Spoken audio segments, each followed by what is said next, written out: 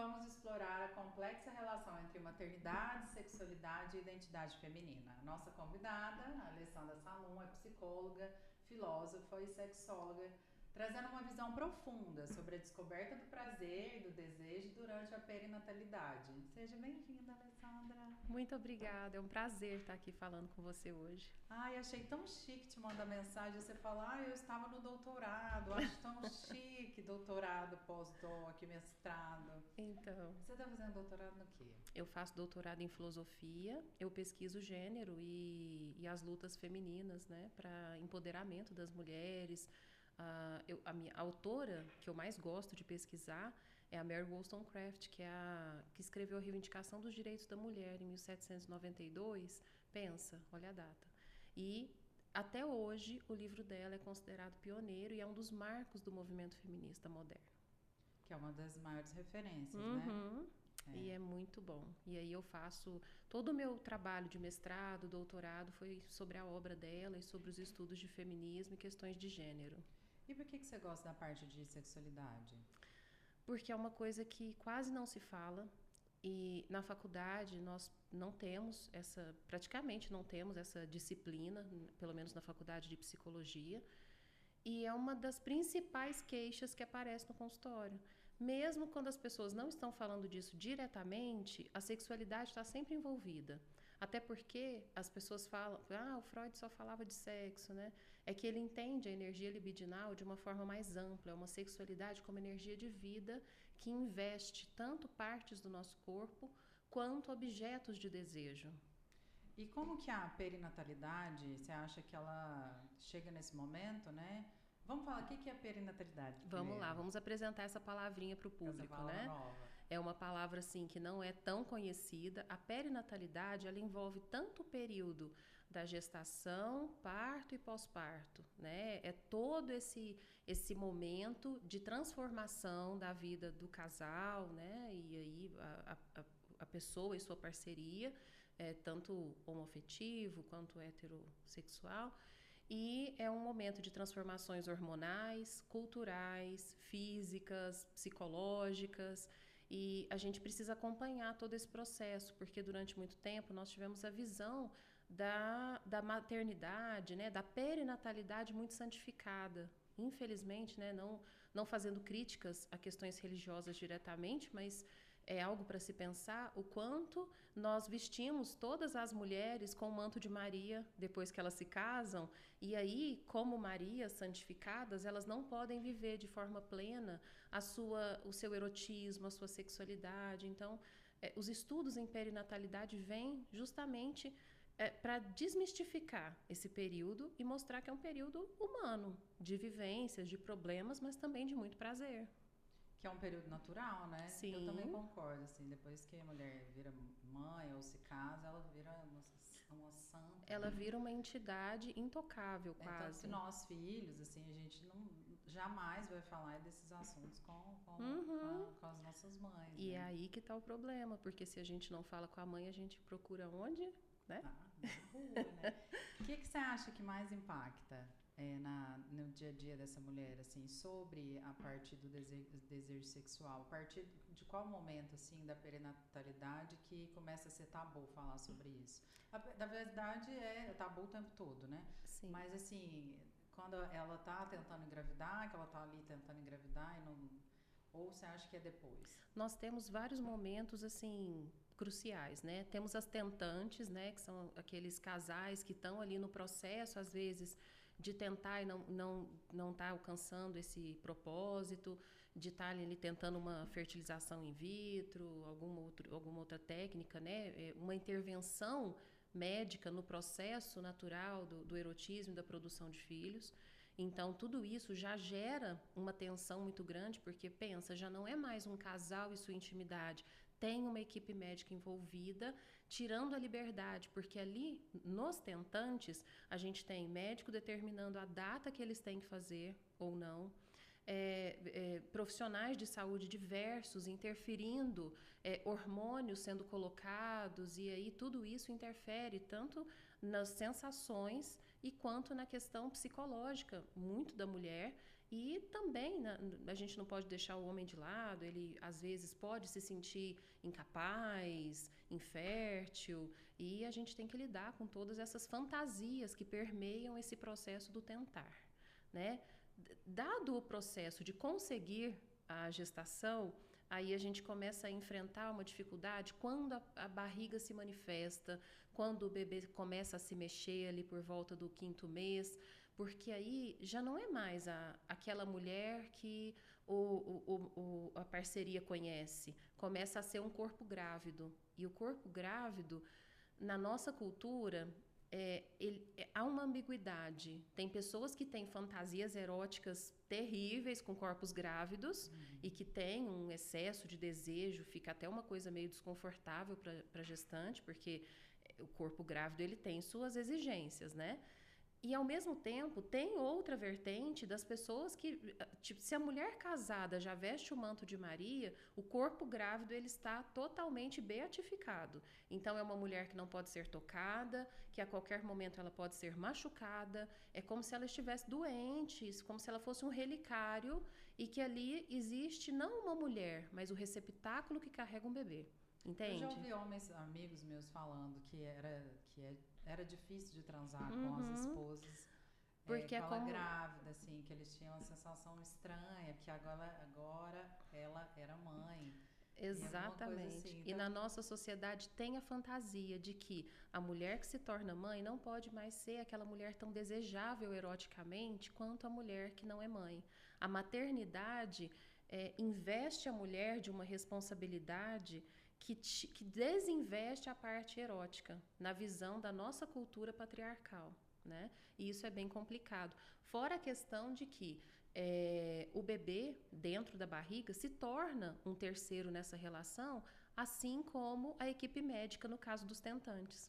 E aí gera todo um desconforto, como se o bebê estivesse assistindo a relação, como se ele fosse sentir alguma coisa, né? Sentir um cutucar, ou se ele fosse se machucar no processo da sexualidade. E é bom que a gente fale isso. Gente, o bebê está protegido. O nosso corpo é muito perfeito, exceto em gestações de risco, que realmente há uma recomendação médica de não praticar a sexualidade, né? Não praticar ali o ato em si. Mas existem outras formas de prazer que podem ser exploradas e o bebê está protegido ali, né, no saco amniótico, com o líquido. Então, está tudo amortecido, ele não está entendendo o que está acontecendo, ele está alheio a tudo isso. A única coisa que ele vai sentir é satisfação, porque quando essa mulher tem prazer, querendo ou não, hormônios e neurotransmissores de prazer vão ser enviados para essa criança, então ela vai ficar feliz. Como que é o comportamento da mulher nesse momento, assim, que chega no seu consultório? Como que elas fazem quando elas, de repente, viraram santas, né? E como que elas reagem? Como elas se comportam? Então, temos também os dois lados. Temos a mulher que fica hipersexualizada, como se ela quisesse reagir a essa amarra cultural que é colocada em torno dela, esse manto.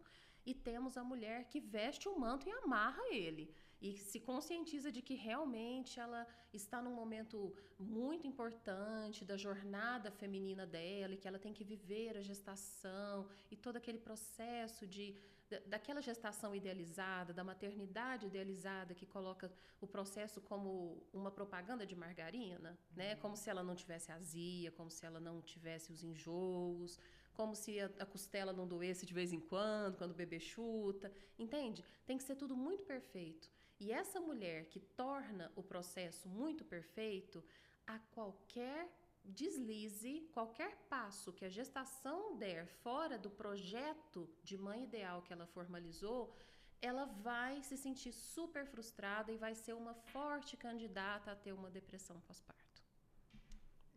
Por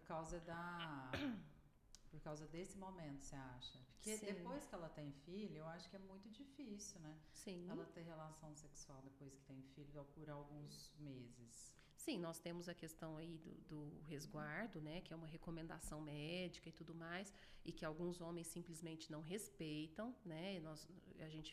É um tema delicado, mas precisa ser falado das violências maritais, né, dos homens que não respeitam esses tempos que o corpo feminino precisa para se reestruturar da gestação. Mas há todo um processo que a nossa cultura dificulta para que essa mulher volte a ser mulher, que ela não seja só mãe. Porque se antes, na gestação, ela era o receptáculo que carrega um bebê, como se ela fosse um jarro, né? Ela não tem personalidade, ela perdeu a identidade. Tanto é que, se você notar, no aniversário da gestante, ela ganha roupinha de bebê, ela ganha fralda, né? Ela, raramente, se muito, ela vai ganhar ali uma camisola de gestante ou um sutiã de amamentação. Mas raramente uma gestante vai ganhar algo para ela, sabe? Para o indivíduo que ela é. Ela vai ganhar um colarzinho com um bebezinho pendurado. Não vai ser mais uma joia para ela, é algo que demarca ela como mãe e não mais como mulher. E aí, depois do nascimento, isso persiste. Então, você pode ver que no Dia das Mães as mulheres ganham eletrodoméstico. Tudo bem que a gente está valorizando, é um dia, né, que o comércio criou e tal para valorizar a questão da maternidade, mas ela é mãe e ela é uma mulher. No Dia Internacional das Mulheres já é difícil. Primeiro que não é um dia para se comemorar, né? É um dia de lembrar de muita luta, né? De muitos sofrimentos de muitas mulheres para que a gente tivesse alcançado uma série de conquistas sociais. Mas mesmo quando elas vão ganhar flores e bombons e outras coisas, não é uma coisa personalizada. É algo que vem para reconhecer a categoria mãe, a categoria, sabe? Não para reconhecer o sujeito. A gente tem um desinvestimento da figura do sujeito mulher, uma despersonalização. E aí isso precisa ser aprofundado, né? Na terapia a gente trabalha muito para que esse casal busque uma rede de apoio, para que eles deixem esse bebê com alguém e possam, de repente, ter um momento de intimidade, ou mesmo que seja um casal que não tem rede de apoio, será que eles não conseguem, quando o bebê dormir, eles conseguirem, de repente, durante o pós-parto, enquanto está no resguardo, assistir um filme juntos, uma série, fazer umas carícias? Não pode, de repente, fazer uma penetração vigorosa, mas pode haver carinho. Pode haver um trabalho ali, como se fossem umas preliminares, e que isso ajuda, inclusive, na liberação de ocitocina, ajuda na amamentação, entende? Há uma série de coisas que as pessoas não entendem, que uma vida sexual saudável é o que se espera, e não a exceção. Não excluir isso da mulher depois que ela se torna mãe, né? Exatamente. E dentro desse contexto que a gente está, da parte de sexualidade, ainda tem a cobrança da mulher, porque ela tem que voltar, né? A ter relações sexuais com o parceiro dela, depois que ela tem filhos. E mais ainda tem aquelas queixas dela de ser aquela mãe perfeita que... A mãe da margarina, né? A mãe da margarina. E quando chegam essas mulheres lá no seu consultório, que elas devem estar com uma sobrecarga psicológica, emocional altíssima, né? Porque tem que ocupar tantos papéis sendo um sujeito, como você diz. Qual que é normalmente o que acontece com essa mulher, assim? Então a parte assim, das queixas mesmo, que elas chegam lá exaustas, como que acontece? Exaustas, com essa questão da despersonalização, muitas não se reconhecem mais naquilo que elas sempre gostaram, muitas perderam até, sabe quando a pessoa tem não é uma perda de memória fisiológica, né, mas é uma perda emocional, elas já nem se lembram mais quais são os hobbies que elas têm, o que elas gostam de fazer para se divertir, o que agrada a elas, a questão do sexo fica desinvestido muitas vezes, isso não vem só da parceria, né? Vem da própria mulher, de acreditar que agora ela não vai mais conseguir ter um sexo saudável, porque ela, né, um sexo prazeroso, porque ela é mãe. Então, o trabalho psicológico nesse período é muito importante, porque a gente fala, nós fazemos o pré-natal psicológico, né, que é uma coisa que talvez nem todo mundo saiba que existe, que é toda uma preparação justamente para que não haja essa idealização da maternidade e para que esses sujeitos, né, essa parceria, se mantenham sujeitos mesmo enquanto adquirindo esse novo papel parental. E no pós-parto a gente faz esse acompanhamento também de perinatalidade, né, pelo menos ali no começo, se tudo caminhar bem, justamente para ajudá-los a se organizar, assumindo esses novos papéis sem perder os antigos. Os maiores exemplos que a gente tem são das pessoas que se propõem a fazer o pré-natal psicológico. No meu consultório, eu tenho homens e mulheres, né? O meu consultório é bem variado, eu não atendo só mulheres, né? Porque o povo pensa, a sexóloga vai atender muita mulher, né? E pelo contrário, espantosamente, eu recebo muitos homens também para essa Que bom, demanda. né? Pois é Então, o homem surpreendente. normalmente não quer falar sobre nada. Pois é, eu acho que é porque eu sou muito despojada, então eu dou para eles assim eu dou bastante liberdade para que eles se sintam à vontade de falar sobre o tema sem melindres, né? Então, talvez por isso eu consiga ter. E é uma coisa até muito rara na cidade. Eu tenho homens que fazem pré-natal psicológico no consultório. Sério? Uhum. Que as esposas não estão em terapia, mas eles estão e eles sentem a necessidade, quando eu faço a proposta, olha, vocês estão gestando, né? Você e sua esposa, vamos fazer o pré-natal psicológico? Eles fazem. E se preparam e aprendem. Eu tenho a Julieta no meu consultório, que é o meu bebê reborn, né? E aí eles trocam a fralda da Julieta e aprendem a cuidar dela, dar mamar, fazer arrotar. Nossa, é muito legal, hein? De uma generosidade muito grande. Sim, é um trabalho bem bacana. E normalmente, no caso das mulheres, aquelas que fazem o pré-natal psicológico estão menos propensas a todos esses transtornos da perinatalidade, porque elas já vêm fazendo esse trabalho de desmistificação dessa maternidade santa, dessa maternidade que não pode ter problema, desde o comecinho. Então são mulheres que têm menos a questão até dos enjoos, porque a gente vê que em muitos casos aquele transtorno de hiperemese gravídica, né, que é o excesso de vômitos durante a gestação, tem uma origem psicogênica. Então, se a gente trabalha a dificuldade de aceitação dessa mulher para todas as mudanças que vão acontecer na vida dela dali por diante, até a questão dos enjoos melhora.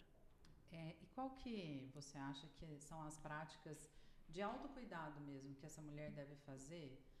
De forma prática mesmo, que ela deve fazer quando ela já entrar nesse período. Durante a gestação é muito importante um trabalho de autoconhecimento do corpo, porque durante a gestação todo o nosso corpo muda, né? Ele fica mais vascularizado, tem algumas áreas do corpo, como mamas, as genitais, partes íntimas, ali o assoalho pélvico, toda essa parte, quadril, tudo isso fica mais vascularizado.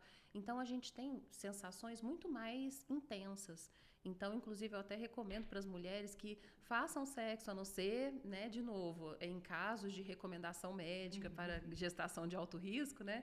Caso contrário, aproveitem esse período, porque é uma relação sexual com potencial de ser muito prazerosa, porque o nosso corpo está muito mais vascularizado e com os receptores sensoriais muito mais alerta, né?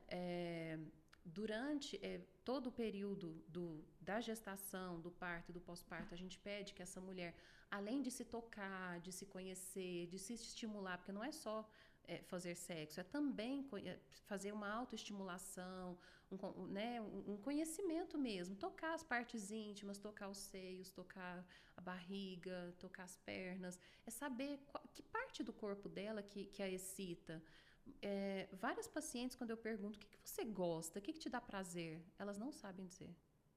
Então, assim, você vê que é uma coisa básica. Então, vamos partir do básico, da autoexploração, né, do corpo, de usar um hidratante para poder se cuidar, porque não basta também a gente se tocar bastante e não cuidar desse corpo, porque depois vai haver uma série de questões, podem surgir estrias, pode surgir uma série de outras coisas que vão deixar essa mulher desconfortável com esse corpo.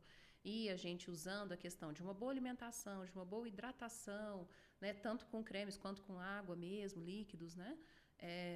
Ela tem menos propensão de que esse corpo perca tanto as questões de colágeno, né? De que essa pele volte mais viçosa depois de toda essa alteração. E que essa mulher, no pós-parto, ela continue se permitindo sentir essas questões de prazer, que não é pecado, que não é moralmente condenável, que ela queira ter intimidade com o parceiro, né? Ou com a parceria, que ela peça ajuda sim. Uma mulher não precisa dar conta de tudo sozinha. Ela pode pedir ajuda para a rede de apoio dela e ninguém vai morrer de olhar um bebê por 1 hora ou 2 para que ela tenha ou sono de qualidade, se ela não está dormindo bem à noite, para que ela tenha uma intimidade com a parceria ou para que ela possa sentar e assistir um filme. mas que seja um momento de individualidade, que ela faça o que ela quer e não o que o bebê quer. Porque a gente brinca muito na psicologia, né? Nasce a sua majestade o bebê. E aí todo mundo se curva para essa majestade. Cuidado com a sua majestade o bebê. Porque se a gente deixar, ele toma conta de tudo. Alessandra, eu acho que também tem uma... eu acredito que é todo um sistema também da mulher não conseguir falar com clareza, comunicar com clareza o que ela quer para o parceiro dela, né? Uhum. Há uma falha dela falar o que me dá prazer, o que não me dá prazer. Você acha que ainda em 2025 isso existe? Super. Muito mesmo. E eu faço uma metáfora no consultório que é muito divertida e o pessoal morre de rir, mas que é super verdade. Quando você vai pedir para alguém coçar suas costas, você fala, coça aí, adivinha onde que tá a coceira? Ou você fala assim, mais para cá, mais para lá? Exatamente. Você não ajuda a sua parceria a coçar as suas costas? Porque se você não contar onde está a coceira, é muito difícil que a pessoa acerte. No sexo é a mesma coisa, só que as pessoas, por algum motivo cultural, né, pelo desenvolvimento da nossa sociedade, acham que a parceria tem que adivinhar. Eu recebo várias mulheres no consultório queixosas de que os parceiros não dão prazer para elas. E, sabe, o questionamento não é só dos homens, é das mulheres também. Mas aí eu pergunto para elas, e você já contou para ele o que te dá prazer? Não, ele tem que saber, ué. Não, ele não tem. Ele não tem que saber, ele não nasceu com um manual seu, né? Você que vai direcionar ele, que nem o coçar nas costas. Tanto que é difícil. Pois Como é. Como você vai falar como que a pessoa vai adivinhar como que você gosta? Se é mais para cima, se é mais para baixo, se é mais para frente, mais para trás, a gente precisa orientar. E é claro que não precisa ser aquele sexo falado, né? Do tipo, parecendo uma... tipo aula de autoescola, né? Pisa no freio, pisa no acelerador. Mas eu acho que no início até vale. Sim. Assim, aí. Isso. Mas às vezes isso pode intimidar a parceria por ele se sentir menos capaz. Parecer assim, nossa, se ela não me indicar é como se eu não desse conta. Porque a gente também lida com essas frustrações que o masculino sente, né? Que também não faz essa comunicação, né? Porque do mesmo jeito que a mulher não fala o que ela gosta, o homem não fala que ele não sabe. Ele entra com a fantasia de que ele tem que saber. Entende? Ambos entram na cena sexual com a fantasia de que o homem tem que saber. E que ele tem que dar prazer para ela quando ela quiser. Não é quando ele quiser.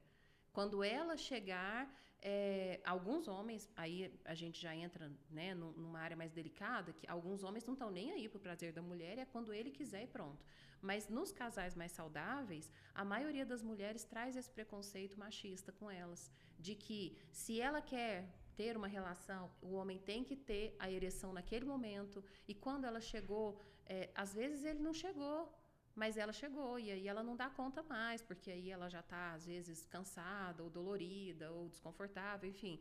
E aí esse homem, às vezes, quer mais um pouco, ou às vezes ela quer mais um pouco, mas ele não dá conta, porque ele já chegou no momento dele, e aí ele tem, né, a gente sabe, de que tem aquele momento, aquele período refratário, que o homem precisa para se recuperar e começar de novo, e muitas mulheres não têm paciência para esperar esse período refratário. Então, tá vendo como existe uma série de coisas não ditas. E que eu falo, gente, é uma palavra assim, o não dito vira maldito na relação sexual, sabe? Porque quando a gente não fala, ou então não direciona, porque às vezes você não precisa falar mais para cima ou mais para baixo, mas se você chegar o seu quadril mais para lá, se você chegar o seu corpo mais para frente ou mais para trás, se você controlar um pouco a velocidade ou a intensidade da penetração, você pode ajudar a parceria a perceber isso. E aí, se de tudo, de repente, a parceria não perceber, a gente verbaliza, né? Mas existem formas de trabalhar. Lembrem sempre dessa questão do coçar nas costas, que é divertido, mas é bem assim mesmo. Tem alguns meses que eu estava conversando com um amigo meu sobre esse assunto, que a gente estava falando do número de produtos que tem para vender para a mulher ser ótima de cama. Uhum. Né? E o quanto vende para a mulher ser uma piranha na cama, para ela ter a sentada da rainha, para ela ter não sei o que, tem vários produtos sendo comercializados dessa maneira. E para homem tem absolutamente nada. Assim, eu nunca ouvi falar, que eu esteja muito errada, mas eu nunca vi o homem consumindo como ele fazer um sexo oral melhor, como ele Mas é por conta dessa fantasia do patriarcado de que o homem nasceu sabendo. Ele tem que saber. Ainda tem um pornô que Que é atrapalha feito tudo, né? por homens para homens, porque o pornô não leva em consideração o prazer feminino. Se você prestar atenção, na maioria das cenas do pornô, as posições são desconfortáveis para a maioria das mulheres. Quando a gente olha aquilo, fala: Meu Deus, como ela deu conta! E por tanto tempo, e daquele jeito. Então, assim, é uma posição desconfortável, que é confortável para a câmera, pensando no homem que vai ver aquilo e vai sentir prazer e vai se masturbar a partir daquela cena. Então, a gente precisa lembrar que o mercado erótico, ele tem feito uma pequena abertura, ainda é pequena, mas tem havido uma pequena abertura nesse sentido para se criar filmes eróticos e pornográficos feministas, que tenham um olhar mais feminino para o prazer, então pensando mais no que as mulheres relatam que as excita e não só que os homens relatam. A gente vê, ainda é muito incipiente, mas existem já alguns acessórios para que os homens usem, alguns brinquedinhos eróticos para homens, né? A gente precisa desmistificar a questão de, por exemplo, da penetração anal sendo uma coisa exclusivamente feminina ou homossexual, né? Que muitos homens sentem sim, homens heterossexuais sentem prazer na penetração anal e que isso não os faz menos homens, né? Toda essa questão ainda tem que ser muito discutida, só que eu acho que alguns quesitos, talvez a nossa sociedade ainda não esteja pronta para essa conversa. Eu acho também uma problemática eles começarem a ver, muitos deles, né? Começam a vida sexual com garota de programa. Exato, né? Que é uma violência sexual, hoje em dia é tipificado na lei, que um pai levar um menino menor para um prostíbulo, para ser iniciado por uma prostituta, isso é considerado estupro de vulnerável e é punível pela lei. Nossa. Exatamente, porque a nossa cultura trouxe esse ranço do passado, né, de que esses homens tinham que ser iniciados por essas mulheres experientes, que iam ensinar para eles o que fazer depois na cama com as esposas, né, mas que hoje a lei já entende isso como estupro de vulnerável, porque no consultório eu ouço muito de homens que tiveram esse tipo de iniciação sexual, que se sentiram expostos, violados, constrangidos, que ficaram com disfunções sexuais depois disso. Muitos homens ou têm ejaculação prematura ou têm transtorno erétil, justamente por conta desse tipo de iniciação sexual em que se imagina que ele está tendo uma aula de sexo e, na verdade, ele está passando por um abuso sexual. E tem abuso sexual de meninos na infância, né? Que eles não falam, né? Eles não, se as meninas não falam por medo do julgamento, de serem consideradas fáceis ou ousadas, tipo, o que você fez para ser abusada, né? No caso dos meninos é ainda pior, porque se ele falar, ele não é mais homem, né? Um menino violado, ele deixa de ser respeitado como homem no meio do bando masculino. Então a gente lida, por isso que é tão importante, né? Quando a gente fala de feminilidade, do que é ser mulher, é importante lembrar de também conscientizar o público masculino do que é ser um homem saudável. Porque a gente olha muito, o feminismo traz isso muito à tona, essas discussões sobre as necessidades da mulher, mas é preciso falar sobre os homens. Não porque, meu Deus, o homem tem que estar em tudo, até nas pautas femininas, mas se eu não falar sobre o homem, ele vai lá e vai violar essa mulher. Ele vai tratar ela de forma desrespeitosa, ele vai abusar dela sexualmente, ou ele não vai respeitar os limites do corpo dela, ele vai querer fazer um sexo igual da pornografia, que não se realiza, não se concretiza na realidade, porque ele não é prazeroso, ele é doloroso. Entende? Então, é importante falar desses processos e que os casais tenham a liberdade de abordar esse tema. Tem alguns baralhos, inclusive eu deixo isso até como um bônus aí, né? Uma orientação. A gente tem um monte de joguinhos para casais.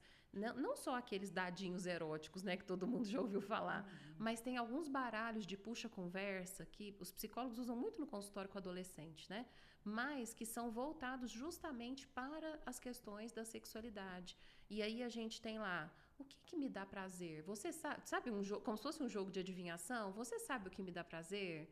Você sabe qual é a minha parte do corpo favorita? Você sabe o que eu não gosto no sexo? Sabe? E vice-versa, né? Então, são joguinhos divertidos de tabuleiro, de cartas e que podem ser usados como instrumento lúdico para aproximar esse casal e facilitar a comunicação, já que a cultura não facilita. Eu vejo assim, hoje tem vários movimentos masculinos, né? Mas aí eu tenho a impressão que eles passam dois pontos. Ou eles são muito infantilizados, ou eles são selvagens, primitivos, sabe? Pela falta de conhecimento, por não querer, né? Ainda mais por causa realmente do patriarcado, por não querer se desenvolver. A busca da mulher por desenvolvimento pessoal, ela é muito, muito, muito maior do que do homem, né? É uma questão de cultura, infelizmente. Na nossa cultura... Todos os continentes são assim? Eu tenho a impressão que nós somos assim. Sim, principalmente nos... Dá para falar que em todos os continentes é assim, principalmente nas sociedades ocidentais, a gente tem muito isso. Tem pouquíssimas sociedades no Oriente que têm no matriarcado a sua prioridade, mas isso é raro, né? O que nós temos mais no mundo é patriarcado mesmo. E nós trazemos muito essa questão de que as profissões de cuidado e as funções de cuidado naturalmente são atribuídas aos corpos tipificados como femininos. E aí o que acontece quando eu faço isso? A mulher é quem vai no ginecologista, é quem se trata, é quem faz exames. Por isso que os homens morrem mais cedo. Porque eles são ensinados a ser fortes, viris, bravos, impositivos. Se ele se cuidar muito, que coisa de macho frouxo é isso? Ai, que fracote. Ai, que maricas. Né? É um preconceito tão bobo. Gente, nós temos um índice alarmante no Brasil de castração, né? Amputação de pênis por falta de higiene. Porque tem homens que acham que se limpar a parte íntima, ele está sendo menos homem. Que a parte, o ânus, se ele limpar o ânus após a defecação, ele está sendo menos homem, porque ele está encostando numa área que é proibida, porque só homossexual mexe lá atrás. Nossa, meu Deus. Exatamente. Então, sabe aquelas brincadeiras que a gente fala, é a cueca freada do homem, a mulher que lava, não sei o quê. É por conta disso, porque eles não se limpam. Chega nesse grau de absurdo. Você se limpa, Leandro? Por favor, né? A gente até mudou um pouco o contexto, né? E você acha como que a rede de apoio pode ajudar essa mulher? Na prática também. Eu quero muito que aqui seja um mecanismo de busca, sim, sabe? A rede de apoio na prática, eu não quero aquela pessoa que fala assim, qualquer coisa você me procura, tá? Essa pessoa não é rede de apoio real. A rede de apoio real também não é aquela pessoa, aquele familiar invasivo que chega e arruma sua casa sem você querer, que às vezes você está no seu resguardo, deitada lá na sua cama, no primeiro momento que o bebê dormiu e de repente chega aquela sogra inconveniente ou aquela tia chata, né, que acha que é tudo do jeito dela e vai lá e limpa a sua casa, muda suas coisas de lugar, invade a sua privacidade. Isso também não é rede de apoio. Por mais que elas achem que estão ajudando, elas não estão, porque essa mulher vai ficar nervosa. Aí ela fica nervosa, ela produz menos leite, ela fica irritada com a criança, ela briga com o marido, entende? Há uma série de desdobramentos por conta de uma rede de apoio ineficaz.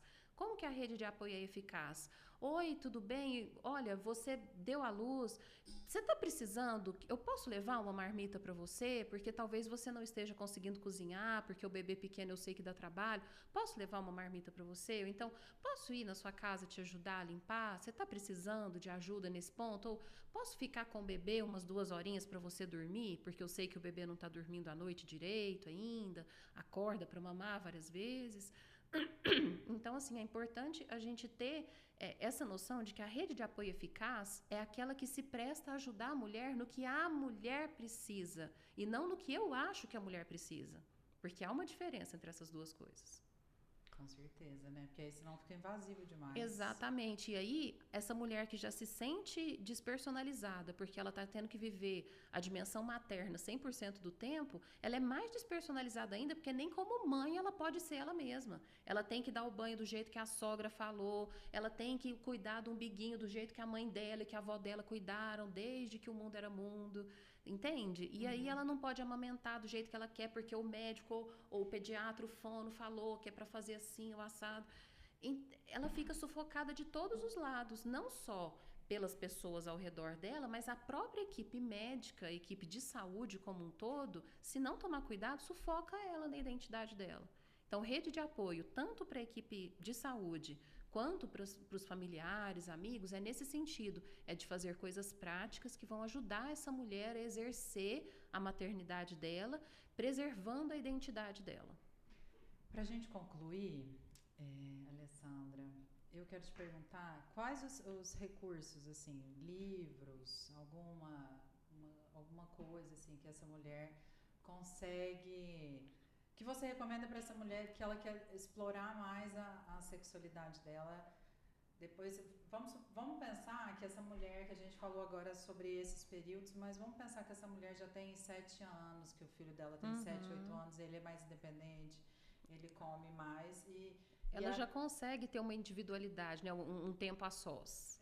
Como que você acha que essa mulher, se ela perder o libido, que ela fica sem libido durante muitos anos, né? Que não é a mesma coisa que quando ela não tinha filho.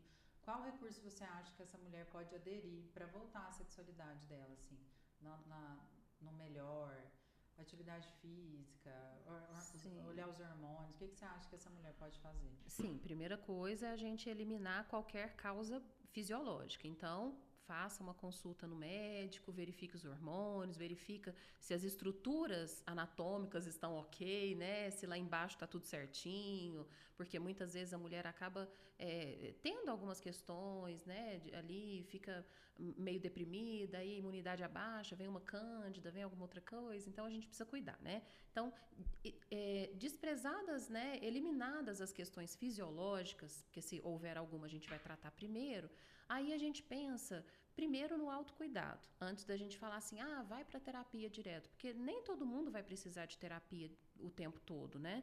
A pessoa pode procurar na internet, ela vai achar muito material de qualidade, a gente pede que ela procure, principalmente em sites ou páginas de profissionais, psicólogos, ou profissionais ginecologistas, obstetras, enfim, né, ou profissionais da área da sexualidade que vão saber orientar de uma forma menos preconceituosa, menos estereotipada, né, que não vai falar, agora você tem que ser a santa em casa e a puta na cama. Não é bem disso que essa mulher precisa, né? O que ela precisa é de resgatar a individualidade, a identidade dela como ser humano, para ela lembrar do que ela gosta. Então, atividade física, o que você gostava de fazer? Vamos retomar? Alimentação, vamos cuidar do seu corpo para você se sentir melhor? Não estou falando que tem que ser magra, mas você tem que estar numa forma física que te deixa confortável, né?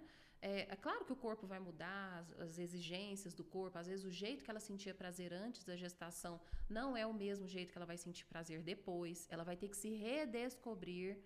Por isso que a autoestimulação, a masturbação é muito importante, para que essa mulher se toque e se descubra. E aí, a estimulação da parceria, né? Ela trazer essa parceria, preparar pequenas surpresas, pequenos momentos de intimidade, em que ela e essa parceria vão poder trabalhar juntos para a reconstrução dessa vida de casal. Não estou conseguindo sozinha, estou com dificuldades, então vamos procurar um profissional especialista. Porque aí, na orientação sexual, a gente vai trabalhar isso tanto de forma individual, se for uma questão mais da mulher, ou de forma de casal. Se a gente perceber, por exemplo, eu tenho muitos casos que chega lá a mulher e fala, eu tô com problemas e não sei o quê, não consigo mais me reconectar com o meu parceiro, ele quer muito e eu não quero, eu não sinto desejo. E aí a gente vai ver, o parceiro tá cobrando ela, esperando ela, aquela mulher do passado. E ela mudou, a vida dela mudou, o corpo dela mudou, o jeito que ela sente prazer mudou. E aí eles precisam descobrir isso e se reconquistarem. Então é muito legal esse olhar conjunto para que esse casal se redescubra dentro das alterações que a idade, que a maternidade, que a vida adulta vai trazendo, né, com o passar do tempo.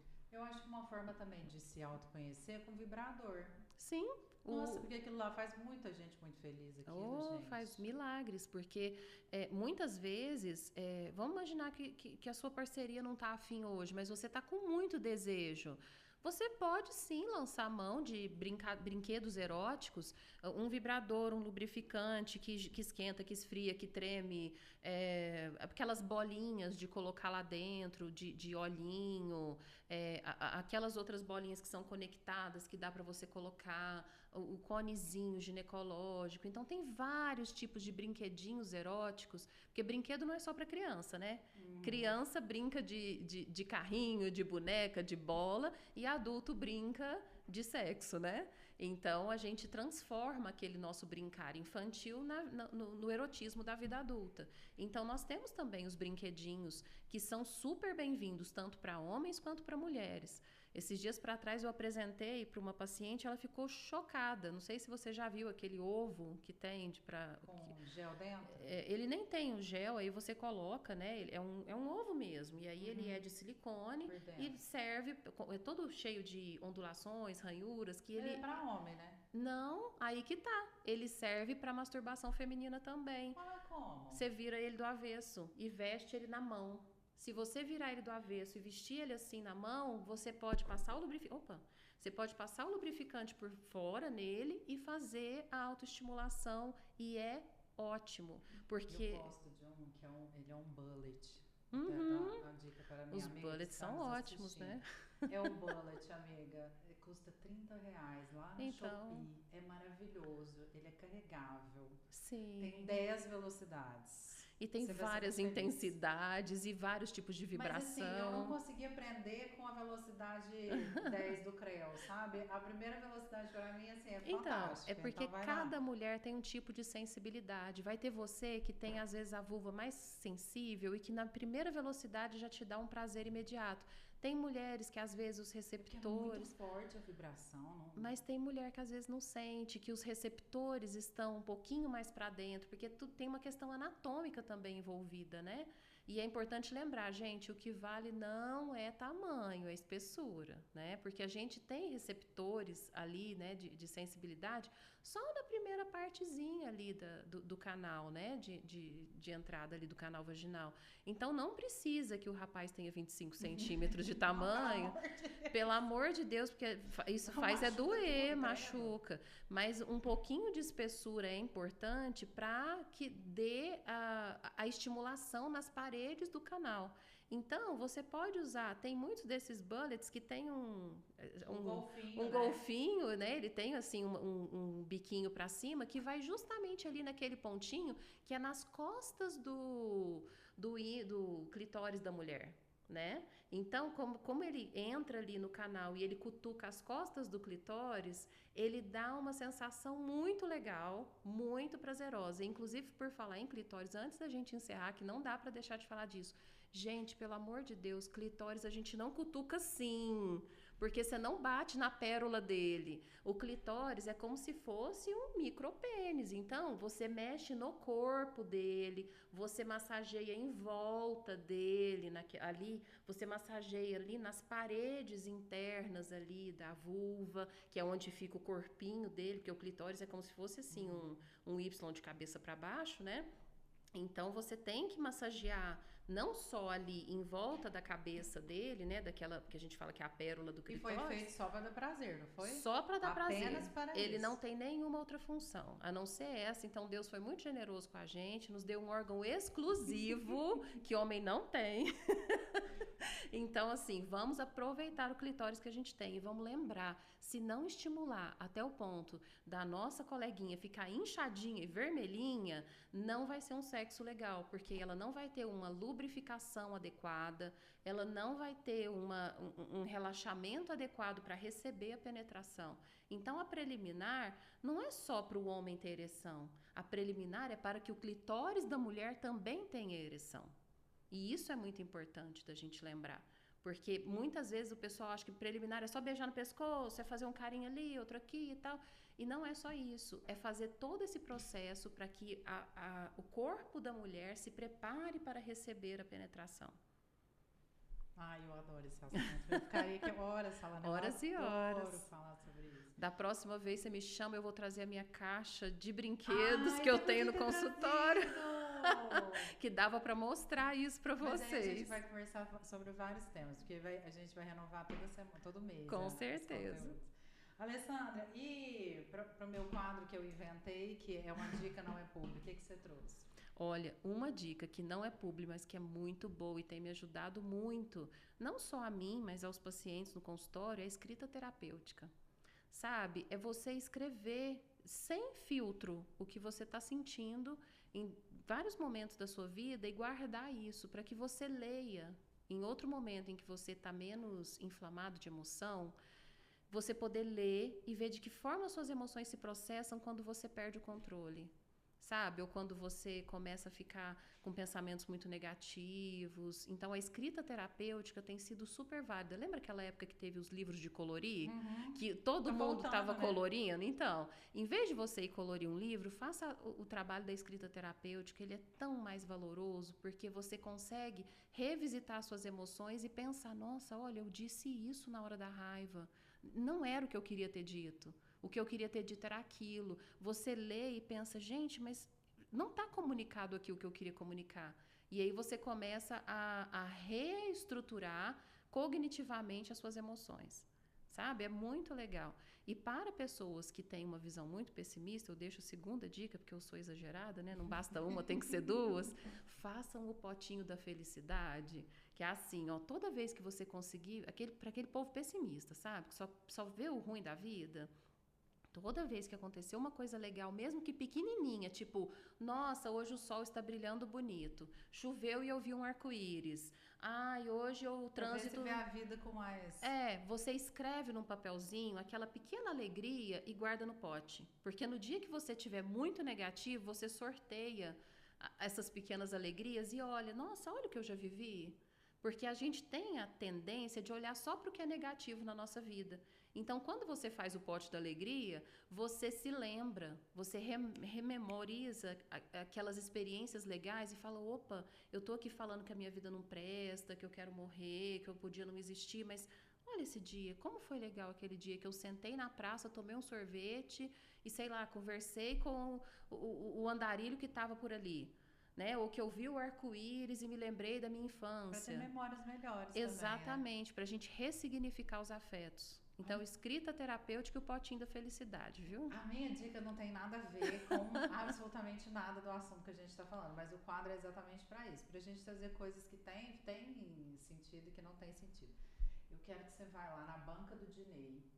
Pode ser aqui, pode ser onde você quiser. Lá tem um negócio que chama casadinho de goiaba, mas não é igual casadinho de casamento. É um queijo coalho, gente, que ele é meu enorme. Deus. Nossa, minha boca encheu. Que ele é assado, ele é crocante, assim. Aí eles fecharam o queijo coalho e colocaram goiabada dentro. É uma das coisas mais gostosas que eu já comi, então eu quero que você anote essa dica aí, porque é maravilhosa. Meu Deus. Alessandra, eu quero te agradecer, eu adorei te conhecer. Acho que a gente vai conversar muito mais vezes. Temos temas muito legais para conversar. E eu adorei você aqui. Muito obrigada, viu? Eu que agradeço a oportunidade. A recíproca é verdadeira. Adorei. Me senti super à vontade. A gente conversou com muita naturalidade sobre temas muito complexos. E eu acho que é exatamente essa naturalidade que todo mundo precisaria ter para tratar disso.